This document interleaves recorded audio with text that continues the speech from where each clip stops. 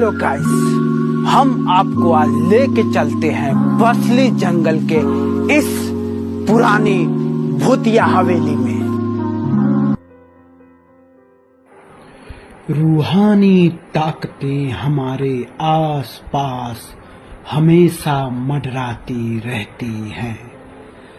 उनकी एक अलग ही दुनिया होती है जो वास्तविकता में तो दिखाई नहीं देती, लेकिन कुछ घटनाओं से महसूस जरूर होने लगती है। ऐसे ही है ये हवेली चुड़ैल की। दरअसल ये पुरानी हवेली जिसमें कई साल पहले राजा महाराजा रहा करते थे, लेकिन अब यह वीरान पड़ी है क्योंकि उन राजाओं के वारिस इस दुनिया से उस दुनिया में चले गए हैं।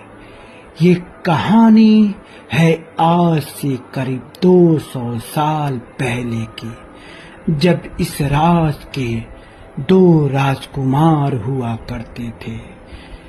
ये दोनों बहुत ही बहादुर और निडर हुआ करते थे। जहां भी जाते अपनी बहादुरी का झंडा गाड़ के आते, लेकिन उनके अंदर एक कमी भी थी। वो कमी थी इस हवेली की जो राज नृत्य की थी, जिसका नाम मधुशाला था। उसको ये दोनों बहुत चाहते थे। एक बार जब पड़ोसी राज्य से युद्ध हुआ और इस युद्ध में हर तरफ लहू ही लहू दिख रहा था, फिर दोनों राजकुमारों ने अपने बुद्धि कौशल से उस राज्य को हरा दिया। तो उस जीत की खुशी में, इस हवेली में जीत की खुशी में नृत्य का आयोजन हुआ। जब मधुशाला का नृत्य अपने चरम पर था, तभी दोनों भाइयों में उसके लिए प्रेम उमड़ पड़ा और उसको छूने की कोशिश करने लगा बड़ा राजकुमार, जिससे छोटा राजकुमार काफी क्रोधित हो गया और उसने क्रोध में उस नर्तकी को अपने तलवार से 2 टुकड़े कर दिए। नर्तकी मधुशाला मरते मरते बोली, मेरा क्या दोष था राजकुमार जो आपने मुझे तलवार से काट दिया। मैं आऊंगी, मैं दोबारा आऊंगी और तुम सबको बर्बाद कर दूंगी।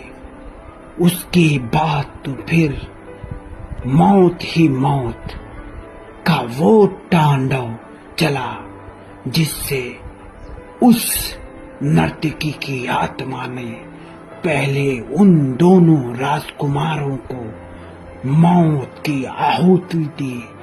उसके बाद उस महल के महाराजा महारानी और पूरे कुल को समाप्त कर दिया। तब से ये हवेली वैसे ही वीरान पड़ी हुई है। कहा जाता है मधुशाला की आत्मा आज भी इस हवेली में घूमती रहती है। शाम 5 बजे के बाद इस हवेली की तरफ कोई नहीं आता।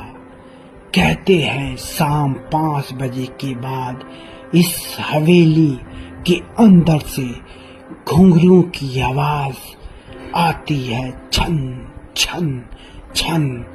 तो आप भी इस हवेली में अगर कभी भी आते हैं तो शाम 5 बजे के पहले इस हवेली से निकल जाएं, वरना आपको भी ये चुड़ैल अपने मौत के आगोश में ले सकती है।